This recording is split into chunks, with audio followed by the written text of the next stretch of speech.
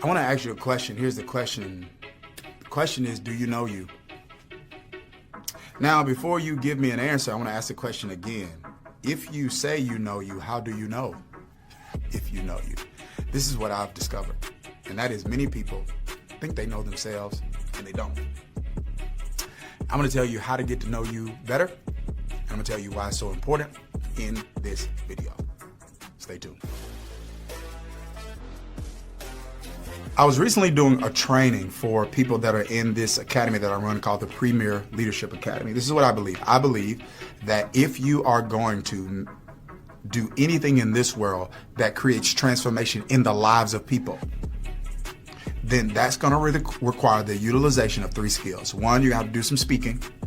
2, you're going to have to do some coaching, which is leveraging influence. And 3, you're going to have to do some leading. You don't go as far as your dream, you go as far as your team. So we've got academies or schools that train people in those skills, right? So it's not, we don't just necessarily train people to be speakers. Some people want to be speakers, but we train, because most people won't be speakers, but everybody's going to have to do some speaking. And most people won't be coaches, but everybody's going to have to do some coaching. And everybody's a leader, because leadership isn't a role, it's a responsibility.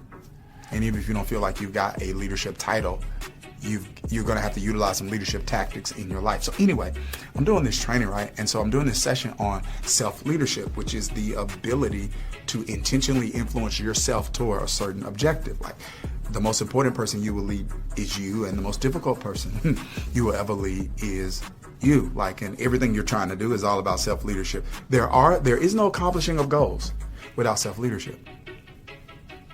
Right? Fitness goals, you got to lead yourself because you got to do it. Nobody can do that but you. Spending goals, nobody can do that but you.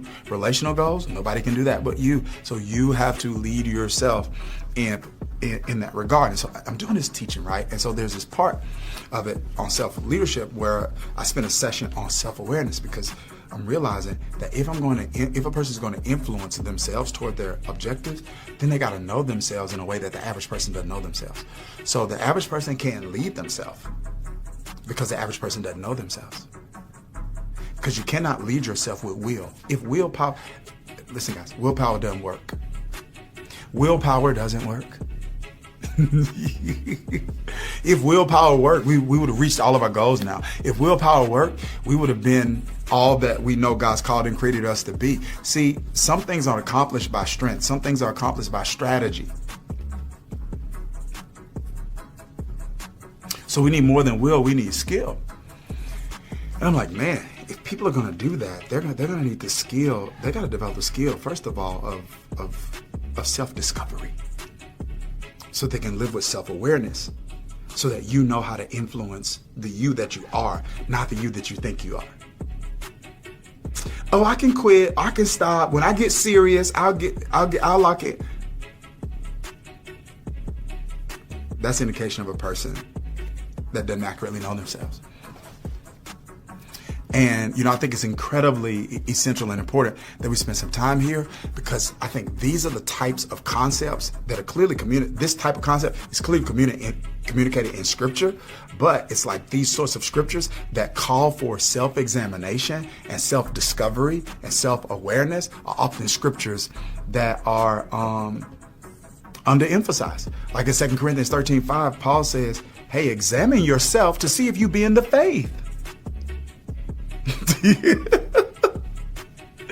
Right? He's like, hey, you have to intentionally engage into some self-discovery, because you're making assumptions about your spiritual status or the place you're on in your spiritual journey, and you might not be where you think you are. But the only way that you can see that is if you create some space to engage in self-discovery. Paul says in another place, if we would judge ourselves, we would have no need to be judged. Like the most dangerous type of deception is self-deception, because the nature of self-deception is you don't know you're deceived. And so the Bible's kind of like replete with this information about, hey, be aware, be like, Peter talks about being sober-minded. What does that mean? He's not just talking about not being intoxicated with alcohol there. He's talking about not being intoxicated by emotions. Be sober. That's That's a call to intentionality. That's a call to self-awareness. James even says, hey, don't just be hearers of the word and so deceive yourself. Do what it says. Meaning that I can hear a truth that is so impactful and powerful and inspiring that I can make the assumption that the truth that I heard is a truth that's changed me, when actually the truth that I heard is the truth that revealed to me that something can change. But whether or not something will change is going to be based on my application of that truth. That's what Jesus talks about in Matthew chapter 7, when he talks about one of the ways wisdom works is wisdom is revealed in how a person applies the truth that they heard in a way to building their life on it. So he compares two houses being built, one on sand, one on a rock. A storm comes, one falls down, one stays standing. And the one that stays standing was built on a rock. The one that falls down was built on sand. Sand, world principles, rock, God's principles. And principles simply the truths you make a decision to live by. So like the quality of your life is going to be based on principles, the truths you make a decision to live by, your values, the things that are most important to you, and your standards, the least you allow of yourself and others. So some people don't have the life that they want. They got the right principles. And they got the right values. They don't have the right standards. Or some people got the right standards, but they got the wrong values. And some people got the right standards and the right values, but they're living by the wrong principles. So James is like, hey, don't just be deceived by what you hear. Like you gotta execute. You gotta do what it says. And so in my book, Your Purpose is Calling, I kind of unpack a framework for self-discovery, like 4 areas where a person needs to know themselves. And I actually talk about these 4 areas in one of my sections in the Leadership Academy that we lead. And I want to walk you through them now. And the first one is this: unique design. I had to know, how have I been uniquely designed? Because a lot of times I've learned that people criticize things about themselves that have been customized by God. You know, I'm just a quiet person. What's wrong with that? Yeah. What's wrong with that? Now, you can't be quiet all the time. You got to know when to talk, but talking might not be by default. It might be by design, but you got to do it. But what's wrong with that? Well, you know, they say I'm a creative person. What's wrong with that? You have to know, right? So when I talk about unique design, it means that you're able to distinguish between where has life shaped me and where has God shaped me. And where has life shaped me and God used it? And where has life shaped me and the enemy used it? How has life formed me in ways that are inconsistent with God's unique design for my life? And how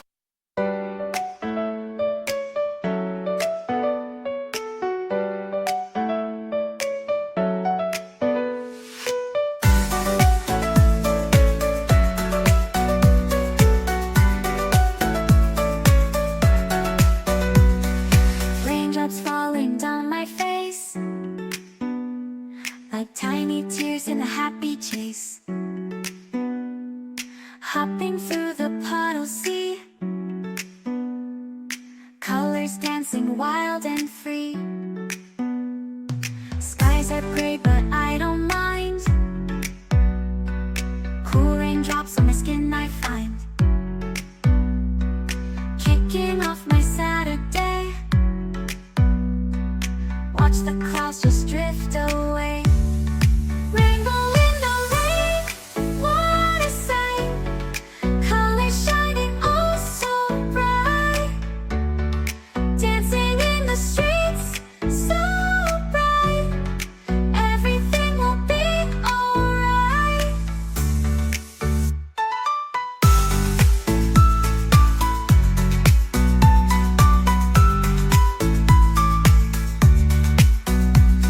Umbrella spinning, twirling round, a colorful halo on the ground, music playing on the sand, skipping beats, the heart will sway, feel the world come out to play. Lightning cracks but don't you fear, magic shines when skies are clear. Clouds whisper secrets true. A hidden beauty shines right through. Rainbow in the rain, what a sight. Colors shining oh so bright. Dancing in the streets, so bright. Everything will be alright. Raindrops falling soft, peeks through. Rainbow magic, me and you. Smiling faces, hearts, alright. Everything will be alright.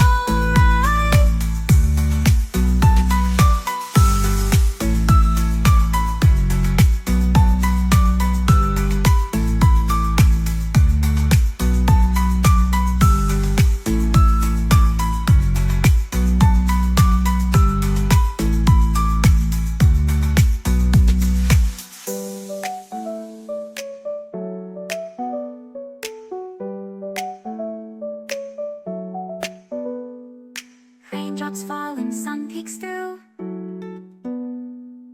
Rainbow magic, me and you. Smiling faces, hearts alight. Everything will be alright.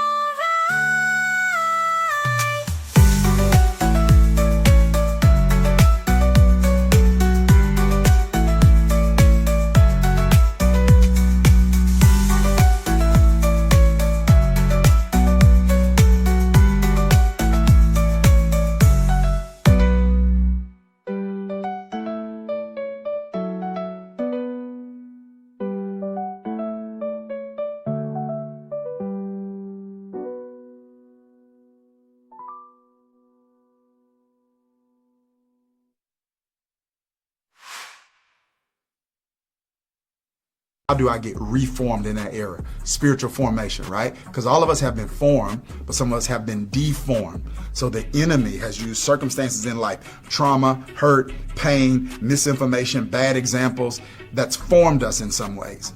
So we need to be reformed, right? But the point that I'm making is that unique design helps you draw the line and distinguish between how has life shaped me and how has God made me. And God made some of you gregarious and outgoing and extroverted. And God made the rest of you reflective and analytical. And if it were not for some people being gregarious and outgoing and things of that particular nature, many of us will be lonely and without company and without comfort and without some entertainment. And if it were not for those that were reflective and analytical, there are many inventions that we now enjoy that would not come into existence. So the world needs all of us. But you got to know your unique design, right? Then you got to know your unique desires. What are some things that you want for you? We both can walk in a room. You can see something you like. I can see something I like. And neither one of us like the same thing. Like I was recently walking in stores. I don't do a lot of shopping at all. It's not my thing. It's not fun to me at all. It's not fun. Nothing about it is fun. We were on an outing. Some people out, they like to shop. So I'm walking around with them shopping or whatever. So, but if I walk in, there's something I like, and then there's something else that somebody else like, and there might be something that somebody like for me. And I'm like, you like that for me? I don't like that for me. It's unique desires. And so it's important for you to know, like, what is it that you actually want? Because I'm not saying all of your wants are God, but God's giving you some of your wants. There are some things that you want to because God's giving you the want to. And so if you don't know what you want out of life, you won't be able to lead yourself to it. And 3, there's unique dreams. And this is what we would call vision. Desires are what you want for you. Your dreams are what you want for the world. That's going to be tied to some discontent. We both can walk in a room. We both see a problem. It bother you. It not bother me. It bother you because that's a problem you called to solve.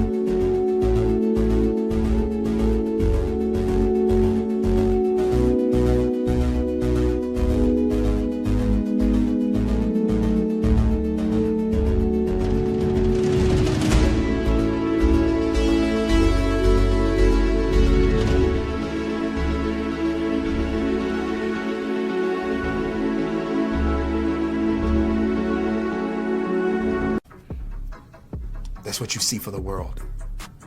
And you didn't know that, so you can lead yourself to that. And then there's unique destiny. That is, what is it that you want people to say about you when you're no longer here? What will you be known for? At your funeral, what will they get up and say? And is it what you want said? Live your life that way. And these are 4 frameworks of self-discovery. I hope they just, I hope it just adds tremendous value to you. If you are a person that hears a training, a teaching like this, and you realize God is enough for me, Sunday is not. I need more than just spiritual development. I need personal development from a faith-based and scriptural perspective. Then I've got something I want you to check out. It's called, it's my coaching and mentoring community. It's called Daniels Den. You can go to danielsden.com. I only open it up a couple of times a year. But get on the wait list if it's not open so that you can be notified when we open it back up. We'd love to have you as a part of that tribe and that community because as you discover you can make a difference in the world. Take care.